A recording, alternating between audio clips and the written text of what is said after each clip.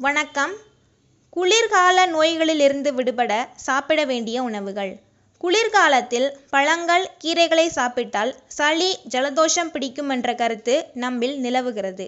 ஆனால் இது தவறான கருத்து.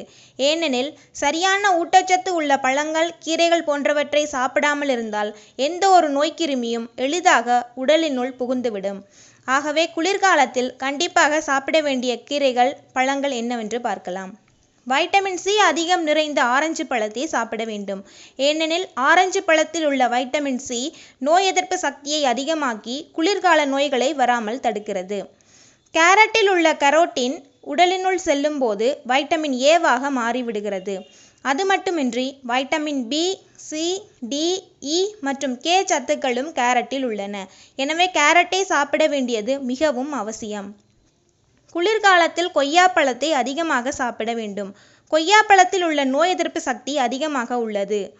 மேலும் கொய்யாப்பழம் இதயத்தையும் ஆரோக்கியமாக வைத்திருக்க உதவுகிறது.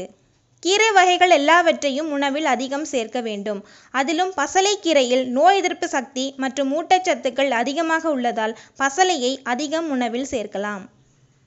வேர்க்கடலையில் புரோட்டீன் அதிகமாக உள்ளது. வேர்க்கடலையை வறுத்து அல்லது உப்பு கலந்து சாப்பிடலாம். பாதாம், பிஸ்தா, முந்திரி, திராட்சை, வால்நட், உலர் அத்திப்பழம், பேரீச்சை, எள்ளு போன்றவற்றையும் அடிக்கடி சாப்பிட வேண்டும். ஊட்டச்சத்துக்கள் அதிகம் நிறைந்த உலர் பழங்களை சாப்பிடுவதன் மூலம் நோய்க்கிருமிகளின் தாக்கத்திலிருந்து விடுபடலாம். மேலும் இது போன்ற ஆரோக்கிய குறிப்புகளை தெரிஞ்சுக்க பெண்மணி டிவியை சப்ஸ்கிரைப் பண்ணுங்க. நன்றி, வணக்கம்.